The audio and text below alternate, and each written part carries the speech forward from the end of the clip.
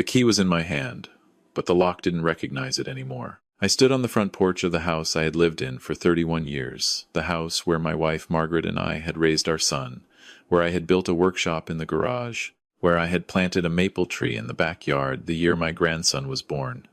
And I turned the key again, slowly, the way you do when you think maybe you just did it wrong the first time. The deadbolt didn't move. The handle wouldn't turn. I stepped back and looked up at the house the way a stranger would look at it, taking in the new welcome mat, the freshly painted shutters in a color I had never chosen, and a small camera mounted above the door frame that I had never installed. My phone buzzed in my jacket pocket. I already knew who it was. I let it ring. My name is Gordon Whitfield. I am 67 years old. I spent 38 years working as a senior auditor for a mid-sized manufacturing firm outside of London, Ontario, and then another 4 years as a private financial consultant after I retired from that. I understand numbers. I understand documentation. I understand how people hide things in plain sight. And I understand how paper trails work, because I have spent the better part of my adult life following them. My son Trevor is 39. He is charming the way a salesman is charming, not because he genuinely likes people, but because he has learned that warmth is a useful tool. He sells commercial real estate. He is good at it. He has my father's blue eyes and his mother's easy smile. And for a long time I believed that meant he had inherited the best of both of them. I was wrong about that. I was wrong about a lot of things when it came to Trevor, and the process of being corrected was one of the more painful experiences of my life.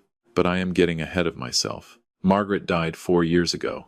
Pancreatic cancer, which is the kind that doesn't give you much time to prepare. We had 8 weeks from diagnosis to the end, and in those 8 weeks I watched the woman I had been married to for 40 years become someone I barely recognized.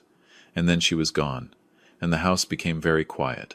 I am not going to spend too long on that part because it still costs me something to describe it, and this story is not really about grief. It is about what grief can do to a person's judgment, and what other people sometimes choose to do when they see that your judgment has been softened. Trevor was attentive after Margaret died.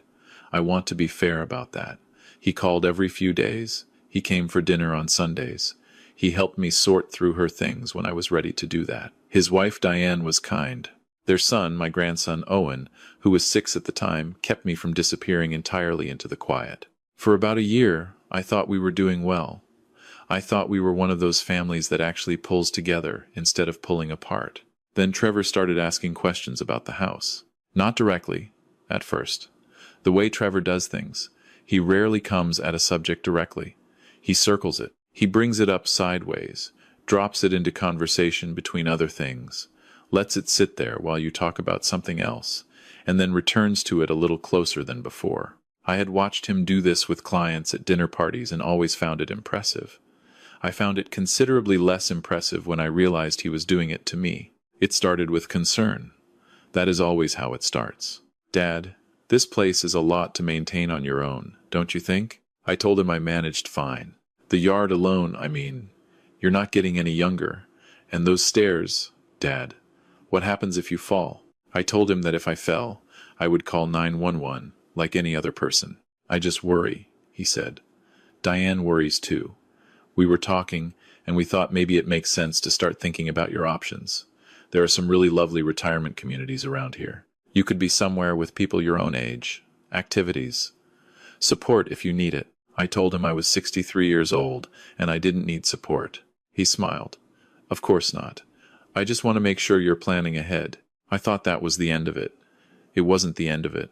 Over the following months, the conversation came back in different forms. Sometimes it was wrapped in practicality, the cost of upkeep, the property taxes, the fact that the house had appreciated significantly, and I was sitting on an asset that wasn't working for me.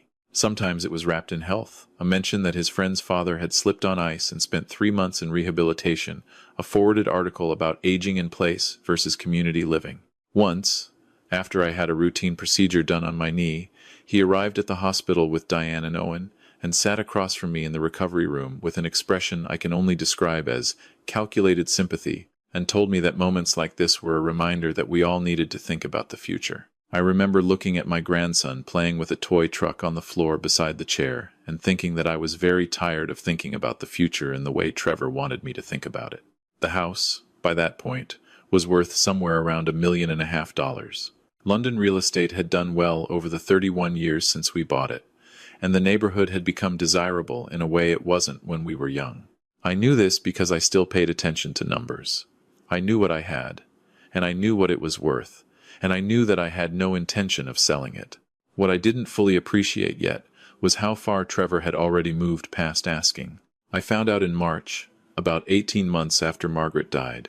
I was going through some paperwork, nothing unusual, just updating my files when I noticed that a document I had signed the previous autumn looked different from what I remembered signing. It was a financial management authorization, something Trevor had brought over one evening, describing it as routine paperwork his accountant recommended for estate planning purposes. He'd walked me through it quickly at the kitchen table, answered a couple of questions, and I'd signed it. I trusted him. He was my son, but looking at it again, carefully, the way I look at documents professionally, rather than the way I had looked at it that evening, I realized the scope of what I had signed was considerably broader than what he'd described. It wasn't quite a full power of attorney, not yet, but it was a step in that direction. And certain clauses, buried in language I hadn't examined carefully enough, gave him authority over decisions I had not intended to give him authority over. I sat at my kitchen table for a long time after that. I want to describe what that feels like the moment you realize that someone you love has been methodically working around you. It isn't anger, not right away. It is something quieter and colder than anger. It is the recalibration of every conversation you've had for the past year, every gesture of concern, every Sunday dinner, every phone call, running them all back through a new filter and watching them come out different on the other side. It is the loneliness of understanding that the relationship you thought you had was not entirely the relationship that was actually there. I did not call Trevor. Instead, I called my lawyer. Patricia Okafor has handled my legal affairs for 22 years. She is methodical, unsentimental, and thorough, three qualities I value enormously. I drove to her office the next morning with the document and everything else I could find that seemed relevant, spread it across her desk, and told her what I suspected. She read everything carefully, asked me several questions, and then leaned back in her chair and looked at me the way she looks at things when she is organizing her thinking. "Gordon," she said, "I want you to understand something before we proceed. What you have here is concerning, but it isn't yet conclusive. If you confront him now, he knows you're watching. Documents disappear. Stories change. You won't be able to prove what you believe happened." I asked her what she recommended. "I recommend we proceed as though you don't know anything," she said. "And I recommend we spend the next several months making sure that when you do act, there is nothing left to argue about." That is the kind of lawyer Patricia is. Over the next 4 months, we documented everything. Patricia helped me quietly revoke the authorization I had signed, replacing it with a properly structured document that gave Trevor nothing beyond what any adult child might legitimately assist with. We did this carefully, without announcing it, without changing anything that would signal to Trevor that the situation had shifted. I also installed a proper security system in the house, cameras at every entrance, a professional system that stored footage off-site, and I told Trevor, when he noticed, that I had done it because of a break-in 2 streets over. He nodded and said that was smart. It was smart, but not for the reason I gave him. Meanwhile, I paid attention. Trevor continued his visits, his phone calls, his careful circling. He mentioned once, seemingly in passing, that he had a colleague who specialized in private real estate transactions, discrete arrangements, he called them, for families managing complex situations. I filed that away. He asked me once whether I had updated my will since Margaret died, and I told him I was working on it with Patricia, which was true, and which seemed to satisfy him temporarily. What I didn't know, what I was in the process of discovering, was that Trevor had already moved considerably further than I understood. Patricia called me one Tuesday morning in June. She had been making some quiet inquiries through channels she preferred not to describe in detail, and she had found something. Trevor had met with a real estate lawyer, not his usual commercial contacts, but a residential specialist. There was paperwork in motion, not yet filed, not yet complete, but in motion that appeared to involve the transfer of my property. The authorization I had signed the previous autumn, the one with the broader than described scope, had been used to initiate something. I sat in my car in the parking lot of the grocery store, where I had just bought milk and eggs, and I looked at the green of the trees along the street, and I breathed carefully in and out for a while. Then I called Patricia back and I said, "How long do we have?" "Weeks," she said. Maybe a few months if we're fortunate. Then let's finish setting the trap. Here is what Trevor did not know. He did not know that the authorization had been revoked and replaced with a document that looked almost identical, but contained none of the authority he believed he had. He did not know that Patricia had been coordinating with a fraud specialist she trusted. He did not know that I had quietly transferred the property into a trust structure, something Patricia and I had completed 3 weeks earlier, which meant that the title he believed he was working with was no longer the actual title. And he did not know that the security cameras recording every entry and exit from my home were connected to a cloud storage system that kept 60 days of footage at all times. He thought I was a 66-year-old widower who missed his wife and trusted his son. He was half right. The trip to Halifax was Patricia's idea.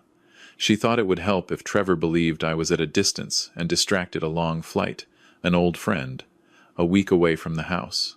My friend Douglas Carmichael, who taught with Margaret at Western for many years and who knew the full situation, agreed to have me visit. I flew to Halifax on a Sunday. I told Trevor I was going, mentioned it casually over the phone, and told him I had left a spare key with the neighbor in case of anything. I had not left a spare key with the neighbor, but Trevor didn't know that either. On Wednesday, Patricia called me at Douglas's kitchen table. "They moved today," she said. I had known it was coming. I had prepared for it. But knowing something is coming and hearing that it has arrived are two different experiences, and I sat very still for a moment before I answered. Trevor and a man Patricia identified as his associate, someone from the brokerage he had mentioned, had attended the house. A locksmith had been called. The locks had been changed. My locks.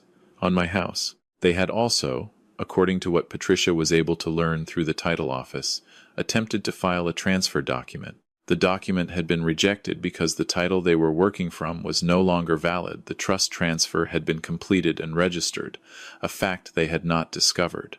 Their paperwork referenced a property that, legally, no longer existed in the form they believed it did. They had changed my locks on a house they did not own and could not transfer. I finished my coffee. I thanked Douglas. I called a car to take me to the airport. I flew home Thursday morning. I want to describe standing on that porch, because it is the moment I keep returning to. The new welcome mat, the painted shutters in the wrong color, the camera they'd installed above my door, my key not turning in a lock that had been mine for 31 years. The phone buzzing in my pocket, Trevor, calling to tell me some version of a story he had been preparing. I let it ring. I stood there for a moment longer than I needed to, just to feel the full weight of what had happened and what was about to happen. 31 years of a house. 40 years of a marriage, 39 years of a son, all of it condensed into a front porch on a Thursday morning in late June, with a key that didn't fit and a phone that kept buzzing. Then I pulled out my phone and sent Patricia a text. 3 words, "File everything now." She had been waiting for exactly that message. I walked around the side of the house to the back door, which Trevor had not thought to change the lock on, entered my home, put the kettle on, and called my daughter-in-law. Diane answered on the second ring. She sounded surprised to hear from me, and then very quickly she sounded afraid. I told her I was home. I told her I was sitting in my kitchen.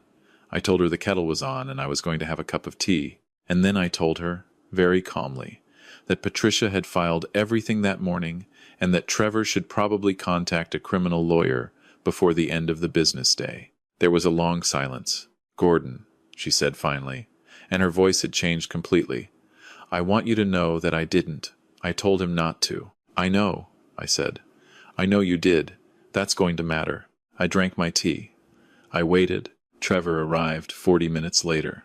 He came in through the front door. He had a key to the new lock, of course, and found me at the kitchen table with my hands around my mug and a folder of documents on the table in front of me. He stopped when he saw me. He looked at the folder. He looked at my face. Whatever he had prepared to say, he didn't say it. I told him to sit down. He sat. I told him what I knew. Not everything Patricia had advised me on exactly what to disclose and what to keep back for proceedings, but enough. I told him about the authorization, about what it had been used for, about the title that had been transferred into trust, about the filing that had been rejected, about the footage from the cameras that now lived in a server somewhere in Toronto.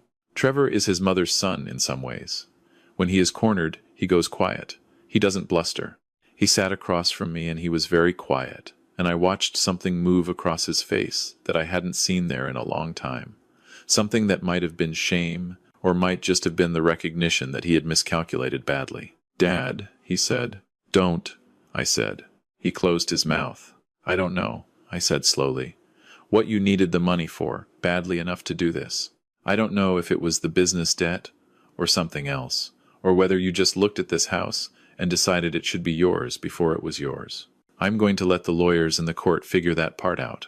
That's not my job. He started to say something else, and I held up my hand. My job, I said, was to protect what your mother and I built. That's what I did. The legal process took 14 months.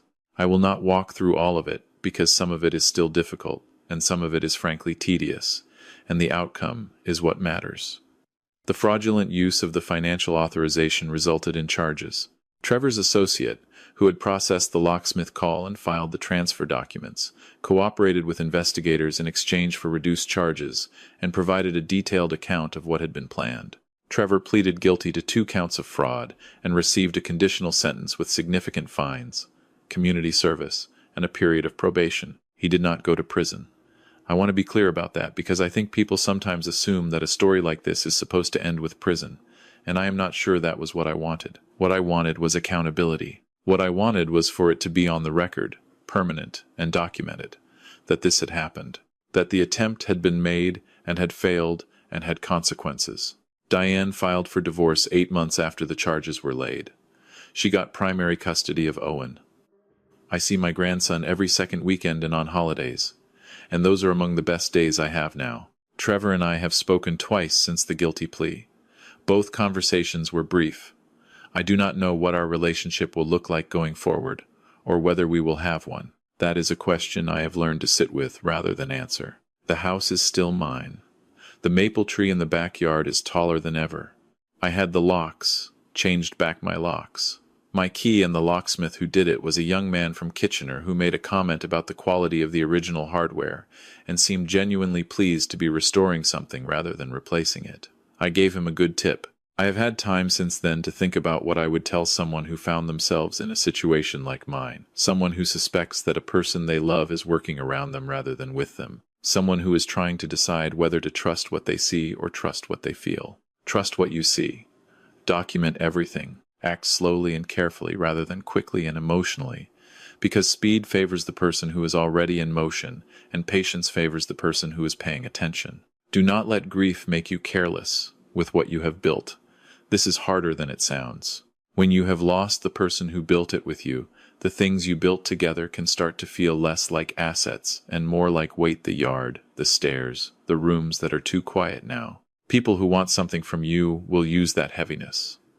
They will frame your home as a burden and themselves as relief. They will call it concern. Some of them will even believe it, at least partly. But a home is not just a financial asset. It is continuity. It is the physical record of a life. The maple tree I planted when my grandson was born has his height marked on the garage wall at 1, 2, and 3 years old, in Margaret's handwriting. That is worth more than any offer on the table. Do not assume that age makes you a target. It does. Sometimes there are people who look at someone in their 60s or 70s and see someone whose edges have softened, someone who can be managed. Those people are usually wrong, and when they find out how wrong they are, it tends to be expensive for them. Get a good lawyer. Not because you expect to need one, but because having one means that when something unexpected happens, and something unexpected always eventually happens, you are already in relationship with someone who knows your situation and can move quickly. Patricia knew my files.